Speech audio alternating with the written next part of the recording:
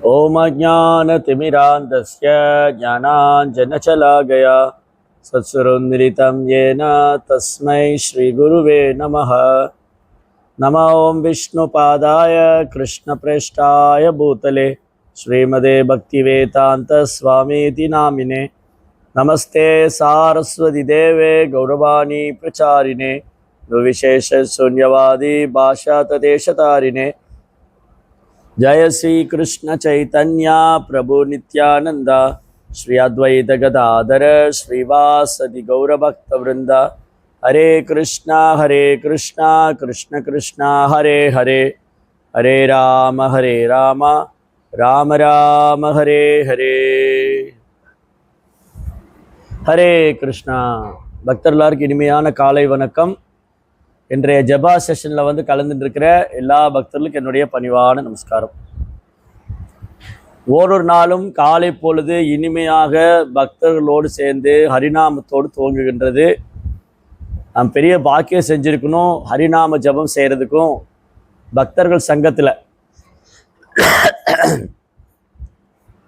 சங்கத்தில் நாம ஜபம் செய்வதற்கும் பக்தருடைய சங்கத்தை பெறுவதற்கும் பக்தி தொண்டை பயிற்சி செய்வதற்கும் நாம் பெரும் பாக்கியம் செஞ்சுருக்கணும். அதெல்லாமே முழுக்க முழுக்க சில பிரபுபாதருடைய கருணையாலும் குருமார்களுடைய கருணையாலும் வைணவருடைய கருணையாலும் பகவான் ஸ்ரீ ஹரியோடைய கருணையாலும் நடக்கக்கூடியது. அதனால் ரொம்ப பெரிய பாக்கியம். ஒரு முறை சைத்தன்ய மகாபிரபு ராமானந்தராயர்கிட்ட கேட்குறார், ராமானந்தராயரே, இந்த உலகத்திலேயே சிறந்த பாக்கியவான் யாரு? இந்த 3 உலகத்திலேயும் சிறந்த பாக்கியவான் யார்? ராமானந்தராயர் கூறுகின்றார், யார் ஒருவர் பகவான் ஹரி நாமத்தை உச்சரிக்கிறாரோ, யார் ஒருவர் பகவானின் சாதுக்களின் சங்கம் பக்தர்கள் சங்கத்தில் இருக்கிறாரோ, சத் சங்கம் கிடைச்சிருக்கோ, பக்தர்கள் சங்கம், அந்த பக்தர்கள் சங்கத்தில் இருப்பவர் எப்பொழுதும் பக்தர்களின் சங்கத்திலே இருப்பவர் சிறந்த பாக்கியவான். பின்பு அடுத்த ஒரு கேள்வி கேட்டார், இந்த உலகத்திலேயே துரதிர்ஷ்டசாலி யார்? இந்த உலகத்திலேயே வருந்தத்தக்க ஒரு நபர் யார்? யார் பக்தர்கள் சங்கத்துக்கு வர்றதில்லையோ, சத் சங்கத்துக்கு வருவதில்லையோ, அவங்க இந்த உலகத்திலேயே வருந்தத்தக்கவர்னு சொல்லி. அதனால சத் சங்கம் கிடைப்பது பெரும் பாக்கியம். இந்த காலத்தில் சத்து அப்படின்னா உண்மை, சத்து என்றால் உண்மை. இந்த காலத்தில் உண்மையான நபர்களை காண்பதே அரிதாக இருக்கிறது. ஏமாற்றுக்காரர்கள், பொய் பேசுபவர்கள், தவறு செய்பவர்கள், மாயைக்குட்பட்டவர்கள், இப்படி தான் பெரும்பாலும் இருக்கும். அதாவது சாஸ்திரம் சொல்லியிருக்கு, ஜீவாத்மாவுக்கு 4 குறை. ஜீவாத்மாவுடைய 4 குறைபாடுகள். புலன்கள் குறைபாடானது, தவறு செய்யக்கூடியவங்க, ஏமாற்றுக்காரங்கள், மாயைக்கு உட்பட்டவர்கள். இப்படி தான் இந்த ஜட உலகத்தில் இருக்கிற ஜீவாத்மா எல்லாரும். ஆனாலும் தூய பக்தி தொண்டை ஒருவர் பயிற்சி செய்யும் பொழுது, தூய பக்தர்களின் சங்கத்தில் வரும்போது படிப்படியாக இந்த குறைகளை நாம் நிவர்த்தி செய்து கொள்ளலாம். இந்த குறைகளிலிருந்து நம்ம விடுபடலாம். சரி சுவாமி, நான் தூய பக்தி தொண்டை பயிற்சி பண்ணணும், பக்தி தொண்டுக்கு வரணும், சேவை பண்ணணும்னா நான் எல்லாத்தையுமே விட்டுட்டு வந்துடணுமா? அவசியம் இல்லை. எதையும் விட்டுட்டு வர வேண்டாம். தஸ்மாத் சர்வேஷு காலேஷு மாமனுஸ்மர யுத்தச்ச மயர்ப்பித மனோபுத்திர் மாமே வைசசி அசம்சேக. பகவான் கிருஷ்ணர் அர்ஜுன் இடத்துல கூறுகிறார், அர்ஜுனா, எப்போதும் என்னே நினைத்து கொண்டு, தஸ்மாத் சர்வேஷு காலேஷு, எல்லா நேரத்திலும் சூழ்நிலையிலும் எல்லா காலத்திலும், தஸ்மாத் சர்வேஷு காலேஷு மாம் அனுஸ்மர, என்னே நினைத்து கொண்டு, யுத்தச்ச, உன் கடமையை செய்வாயாக. மயர்ப்பித மனோபுத்தி, உன் மனதை புத்தியும் எனக்கு அர்ப்பணித்து எனக்காக நீ செயலாற்றுவாய். ஆனால் மயர்ப்பித மனோபுத்தி மாம் ஏ வைசசி அசம்சேக. அசம்சேக என்றால் சந்தேகமே பட வேண்டாம். என்ன சந்தேகப்பட வேண்டாம்? யார் ஒருவர் பகவான் ஸ்ரீ கிருஷ்ணரையே நினைத்து கொண்டு தனது உத்தியோக கடமையை புரிகின்றாரோ, அவர் சந்தேகமே இல்லாமல் பகவானின் தாமரை திருப்பாதத்தை அடைவார், பகவானை சென்றடைவார். அதனால நான் பக்தி செய்யணும்னு சொன்னால் எதையுமே வெறுக்க வேண்டியதோ, நிராகரிக்க வேண்டியதோ, உதாசீனப்படுத்த வேண்டியதோ இல்லை. நான் வந்து பக்தி செய்கிறேன், அதனால எனக்கு குடும்பம் வேண்டாம், எனக்கு மனைவி வேண்டாம், எனக்கு பிள்ளைகள் வேண்டாம், எனக்கு உத்தியோகம் வேண்டாம், எதையுமே செயற்கையாக துறைக்க சொல்லி பகவான் பரிந்துரைக்கவில்லை. பகவத்கீதையில் பகவான் ஸ்ரீகிருஷ்ணர் செயற்கையான துறைவை வந்து பரிந்துரைக்கவில்லை. மாறாக கிருஷ்ண உணர்வில் செயலாற்றுவதே சிறந்த பற்றற்ற நிலைன்னு சொல்றார். செயற்கையான துறவை காட்டிலும் கிருஷ்ண உணர்வில் செயலாற்றுவதே உண்மையான துறவு. அப்போ ஒரு முறை வந்து ஸ்ரீ சைத்தன்ய மகாபிரபு தென்னிந்தியா யாத்திரை வந்திருந்தார். மகாபிரபு கர்த்தா எடுத்து கொடுக்கும். மகாபிரபு வந்து தென்னிந்தியா யாத்திரை வந்தார். 500 ஆண்டுகளுக்கு முன்பாக சைத்தன்ய மகாபிரபு இந்த பூமியில் இருந்த பொழுது அவர் தென்னிந்தியா யாத்திரை வந்தார். அவர் எங்கெல்லாம் சென்றாரோ, யாரையெல்லாம் சந்தித்தாரோ, அவர்களுக்கு வந்து கிருஷ்ண பிரேமத்தை கொடுத்தார். கிருஷ்ணர் மேல களங்கமில்லாத அன்பு, கிருஷ்ண பிரேமம். சைத்தன்ய மகாபிரபு தன்னுடைய தென்னிந்தியா யாத்திரை முழுவதுமே நாம சங்கீர்த்தனத்தை செய்து கொண்டே அவர் ஓரொரு கிராமங்களையும் நகரங்களையும் கடந்து சென்றார்.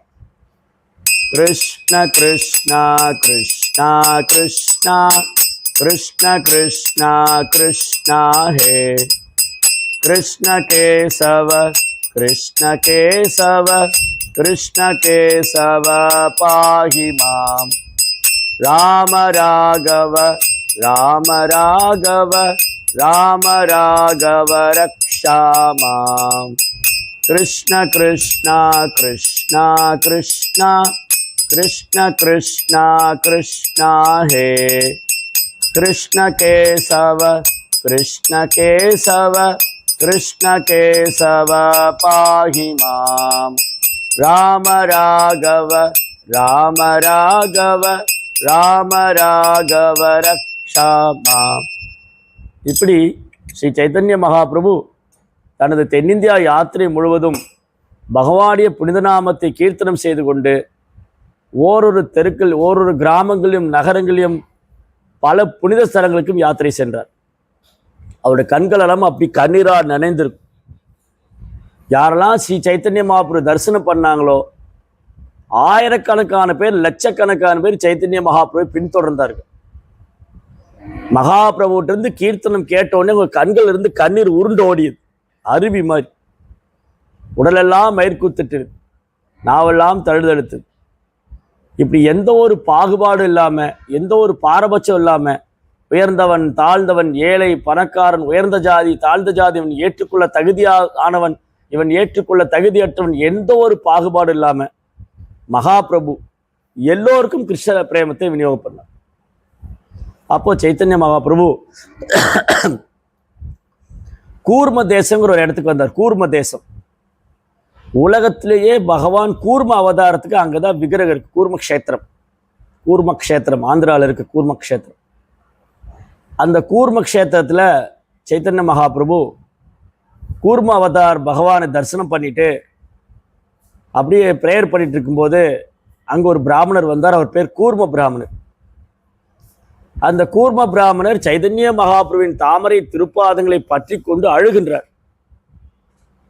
கூர்ம பிராமணர் சைத்தன்ய மகாபிரபுடைய தாமரை திருப்பாதத்தை பற்றி கொண்டு அழறார்.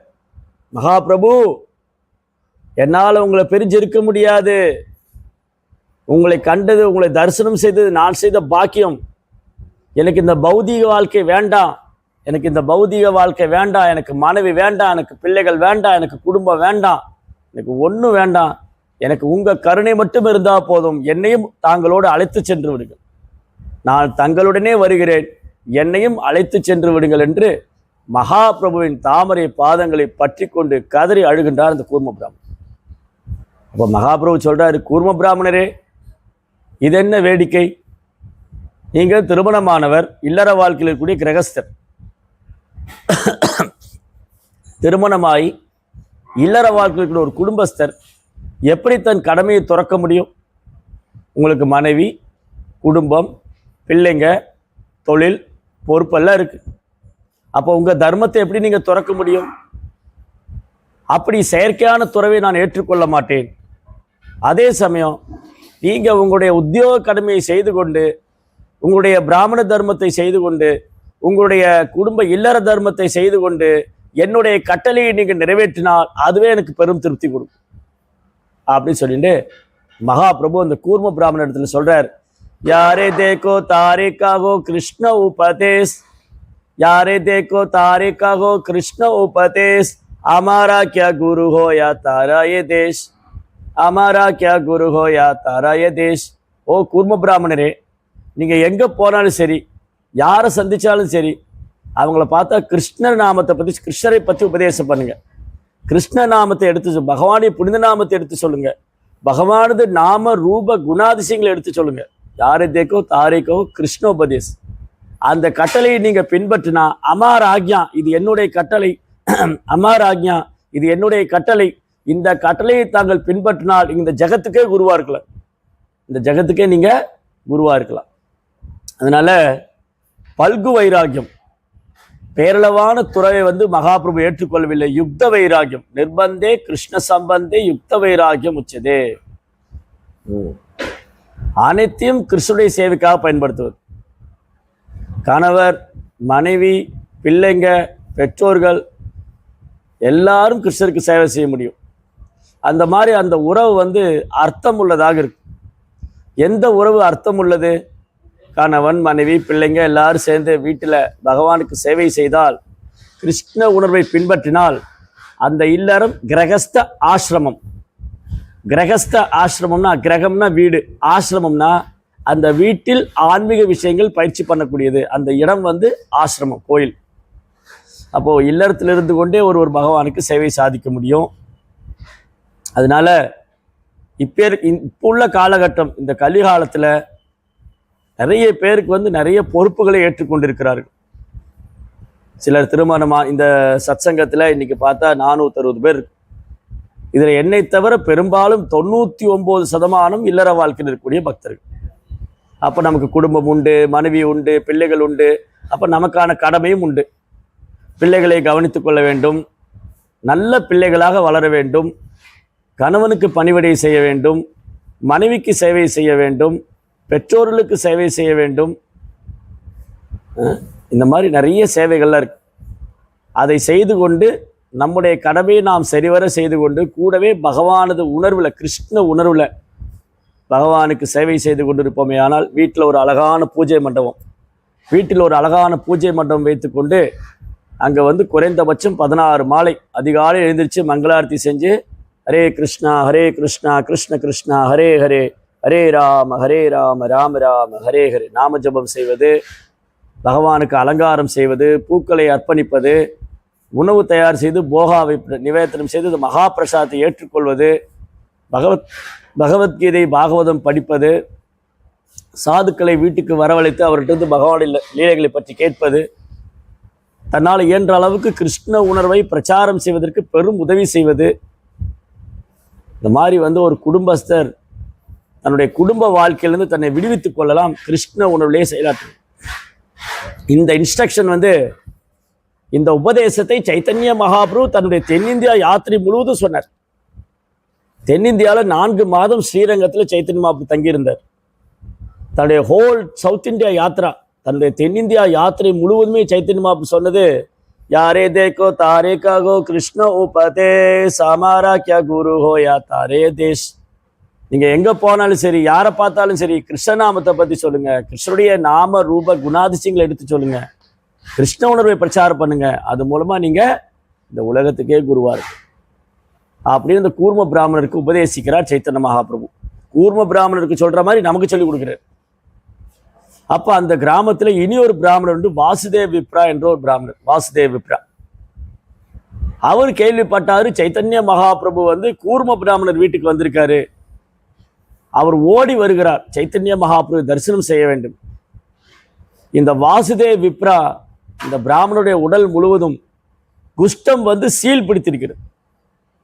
இந்த வாசுதேவ் விப்ராவுடைய உடல் முழுவதும் குஷ்டம் அந்த புண்ணெல்லாம் அந்த புண்ணில் சீல் பிடிச்சிச்சு.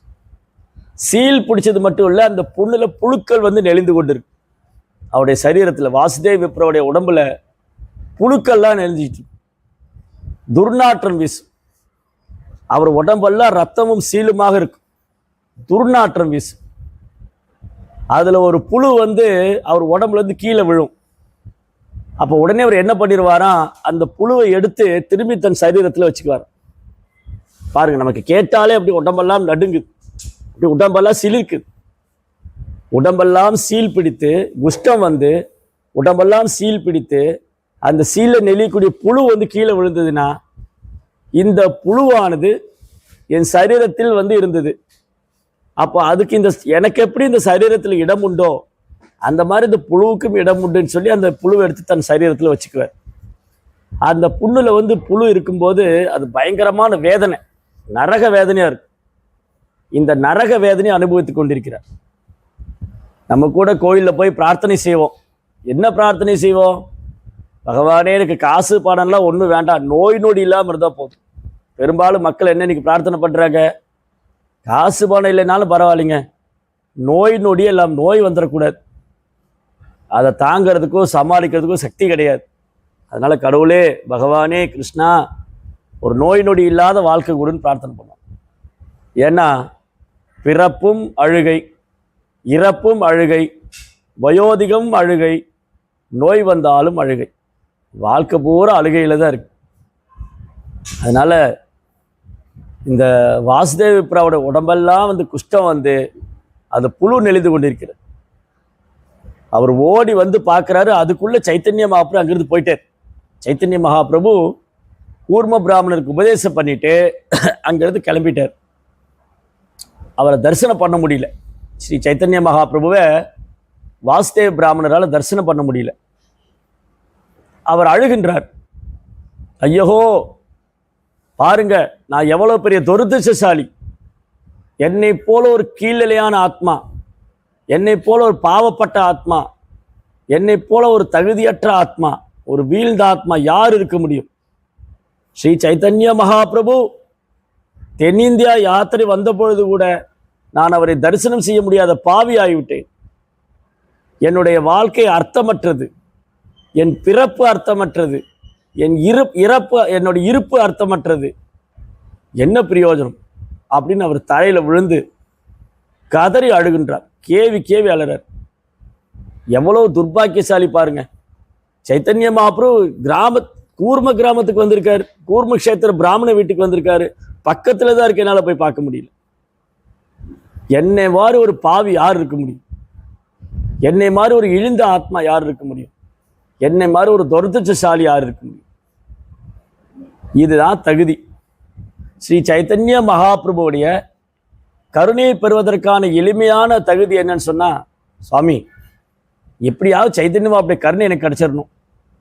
சைதன்ய மகாபிரபுடைய கருணை எனக்கு கிடைக்கும்னா ரொம்ப ஒரு ஷார்ட்கட் சொல்லிக் கொடுங்க, எளிமையான வழி சொல்லிக் கொடுங்க. என்ன செஞ்சா, நான் என்ன பண்ணா சைத்தன்ய மகாபிரபு மேல கருணை காமிச்சிடுவார்? இந்த 3 விஷயத்தை பண்ணா சைத்தன்ய மகாபிரபு கருணை காமிச்சிடுவார்.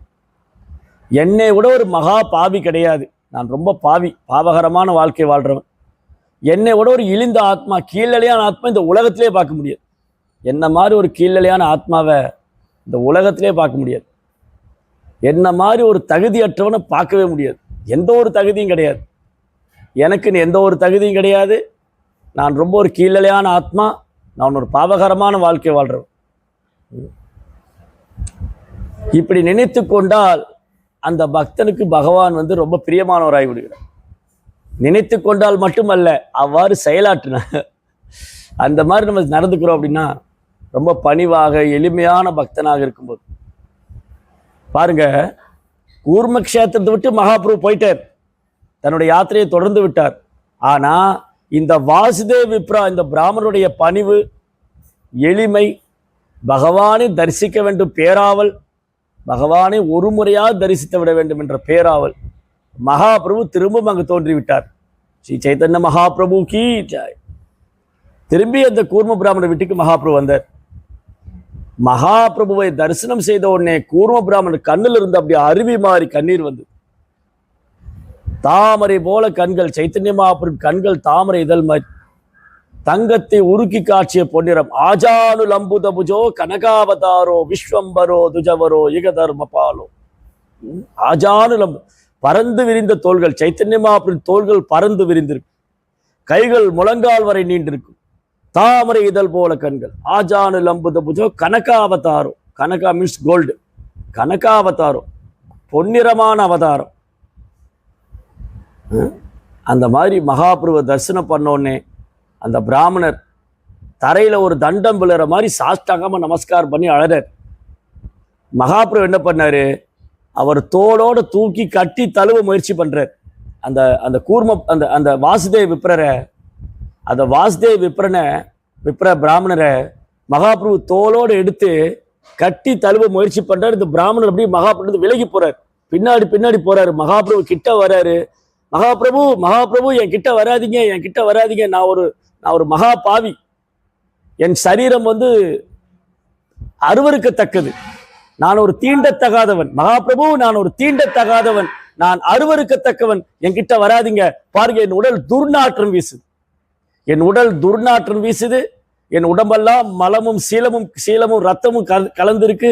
மகாபிரபு, நீங்க பரிசுத்தமானவர், மகாபிரபு என்னை தொற்றாதீங்க, மகாபிரபு என் கிட்ட வராதிங்க அப்படி விலகி போற. மகாபிரபு முன்னே வர இந்த பிராமணர் பின்னோக்கி செல்கிறார்.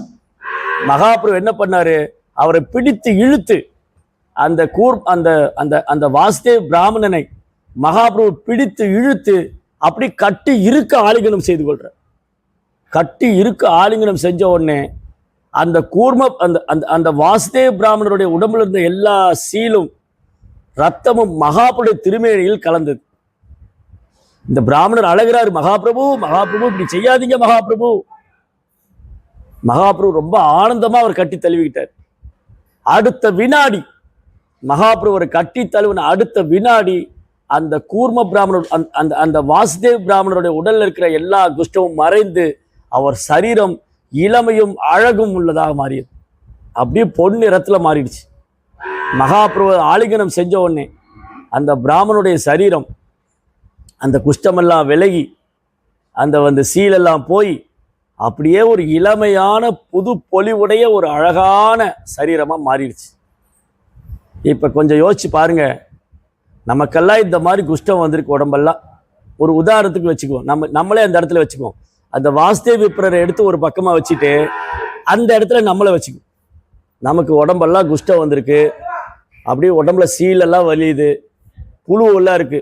முதல்ல நம்ம உயிர் வாழ்வோம், இந்த வேதனையை தாங்க முடியாம தற்கொலை செய்து கொள்வோம், இல்ல வீட்டை விட்டு வெளியிலேயே வரமாட்டோம், இல்ல கோவில்ல போய் பகவான் முன்னாடி அழுது புலம்பி, பகவானே எனக்கு என்ன ஒரு வேதனை, ஏன் இப்படி துன்புறுத்துகிறீர்கள், நான் யாருக்கு என்ன பாவம் செய்தேன், என்ன கெடுதல் செய்தேன், நான் ஏன் இந்த நரக வேதனை அனுபவிக்க வேண்டும் என்று அழுது புலம்பி பெரும் சர்ச்சை பண்ணி விட்டுருவோம். அதுக்கப்புறம் இந்த வாசுதேவ் விப்ரர்ட்ட பகவான்கிட்ட சொல்றார் சைத்தன்ய மகாபிரபு, என்னை ஏன் குணப்படுத்தினீங்க மகாபிரபு, என்னை ஏன் குணப்படுத்தினீங்க. நம்ம கேட்போமா, நமக்கு ஒரு நோய் வந்திருந்தது, ஏதோ கோயிலில் போய் பகவான்கிட்ட பிரார்த்தனை பண்ணி அந்த நோய் குணமாயிடுச்சு. அப்போ நம்ம கோயிலில் போய் ப்ரேயர் பண்ணுவோமா, மகாபிரபு என்னை ஏன் குணப்படுத்தினீங்கன்னு. எனக்கு உடம்பெல்லாம் குஷ்டம் வந்திருந்தது, இல்லை எனக்கு ஏதோ ஒரு வியாதி இருந்தது, அந்த வியாதி நான் கோயிலில் பிரார்த்தனை பண்ணோன்னே சரியாயிடுத்து. அப்புறம் திரும்ப என்ன பண்ணுவோம், ஓ பகவானே உங்கள் கருணையில் தான் எனக்கு அந்த நோய் குணமாச்சுன்னு ஊரெல்லாம் போய் சொல்லுவோம். பாருங்க, நான் கிருஷ்ணனுடைய கருணை என்ன, நான் எவ்வளோ வியாதி கஷ்டப்பட்டேன், பகவான் எல்லாத்தையும் சரி பண்ணிட்டார், ஊரெல்லாம் தண்டோரை போடுவோம். ஆனால் வாசுதேவ் பிராமணர் என்ன சொல்றாரு, என்னை ஏன் குணப்படுத்திங்கன்னு கேட்குறாரு. ஆச்சரியமான ஒரு கேள்வி. ஒரு உடம்பெல்லாம் ரோகம் வியாதி அந்த வியாதி ஊசி வச்சு குத்துற மாதிரி இருக்கும். அந்த புழு அந்த புண்ணுல புழு நெளியும் போது அந்த பிராமணரின் ஓரொரு ரோம கூபமும் உடல்ல இருக்கிற ஓரொரு அங்கம் ஊசி வச்சு குத்துற மாதிரி இருக்கு, நரக வேதனை. அப்பேற்பட்ட நரக வேதனை இருக்கக்கூடிய அந்த வாசுதேவ் பிராமணர் கேட்கிறாரு, என்னை ஏன் குணப்படுத்தினீங்க. அவர் சொல்றாரு, மகாபிரபு எனக்கு முன்னாடி வியாதி இருந்தது, அப்ப நான் என்ன பண்ணுவேன், இந்த சரீரத்தை அருவருக்கத்தக்கது என்று நினைப்பேன். இந்த ஜட உலகம் அருவருக்கத்தக்கது, இந்த ஜட உலக வாழ்க்கை அவ்வளவு சந்தோஷமா கிடையாது. இந்த வாழ்க்கையில ஜென்ம மிருத்து ஜெராவியாதி பிறப்பு இறப்பு முதுமை நோய் உண்டு. இந்த உலகம் துன்பம் நிறைந்தது. பாருங்க, என் உடல் எனக்கு எவ்வளவு வேதனை கொடுக்கின்றது, அதனால எனக்கு இந்த சரீரம் வேண்டாம். நான் இந்த உடல் எல்லாம் ஆன்மா, ஆனா தேவையே இல்லாம இந்த சரீரத்தை எடுத்துக்கிட்டேன், எனக்கு இந்த சரீரம் வேண்டாம் அப்படின்னு இந்த உடல் மேல ஒரு பற்றற்ற தன்மை ஏற்பட்டு இந்த உடல் வந்து ரொம்ப அழகா ஆரோக்கியமா இளமையா இருந்தால் நமக்கு பற்று இல்லாமல் இருக்குமா? ஓ, என்னுடைய உடல் பாரு, நான் எவ்வளோ அழகா இருக்கேன். ஒருத்தர் ஏன் அலங்காரம் பண்ணிக்கிறாங்க? அலங்காரம் பண்ணிக்கிறதே தன்னுடைய அழகை எல்லாருக்கும் காமிக்கணும். எல்லாரும் நீ ரொம்ப அழகா இருக்கேன்னு சொல்லணும். இந்த புது ட்ரெஸ் போட்டுட்டு இந்த தீபாவளி, பொங்கல், பண்டிகை எல்லாம் வருது இல்லையா, பிறந்த நாள்லாம் வரும்போது புது ட்ரெஸ் போட்டு என்ன சொல்லணும்? ட்ரெஸ் நல்லா இருக்கா, ட்ரெஸ் எல்லாம் நல்லா இருக்குன்னு சொல்லணும். யாரோ ஒருத்தர் நல்லா இல்லைன்னு சொல்லிட்டாங்க, ஒன்று நமக்கு அவங்க மேலே கோவம் வரும், இல்லை அவனுக்கு பொறாமை. பாருங்க, என்னை கண்டு பொறாமை, நான் எவ்வளோ அழகாக ட்ரெஸ் பண்ணியிருக்கேன், நல்லா இல்லைன்னு சொல்லிட்டார். ஸோ இப்படி நம்ம இந்த உலகத்தில் நான் இந்த உடல், நான் இந்த சரீரம், எல்லாமே இந்த சரீரத்துக்காக தான். கஷ்டப்பட்டு உழைக்கிறது, படிக்கிறது, சம்பாதிக்கிறது எல்லாமே இந்த சரீரத்தை நல்லா வச்சுக்கிறது தான். ஆனால் இந்த சரீரம் நல்லா இருந்ததுன்னா என்ன ஆயிரும்? ஒருத்தருக்கு கர்வம் வந்துடும். அதான் குந்தி தேவி பிரார்த்தனை பண்றாங்க, ஜென்மைஸ்வரிய சுதஸ்ரீபி ஏதமாதம் அபத்துமான். உயர்ந்த குல பிறப்பு, ஜென்ம உயர்ந்த குல பிறப்பு, ஐஸ்வர்யம், செல்வம், கல்வி, இதெல்லாம் நல்ல அறிவு.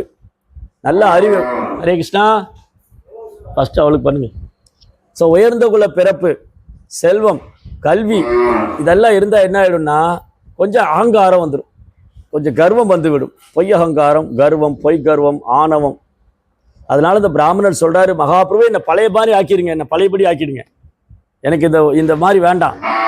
நான் இப்போ நல்லா ஆரோக்கியமா இருந்தேன்னா என்னுடைய மனசு சொல்லும், நீ புலன்பு அனுபவி, நீ தான் இப்போ நல்லா இருக்கியே. ஏதோ நோய் வந்தப்போ ஒருத்தருக்கு புலன்பு அனுபவிக்கிற என்ன வருமா?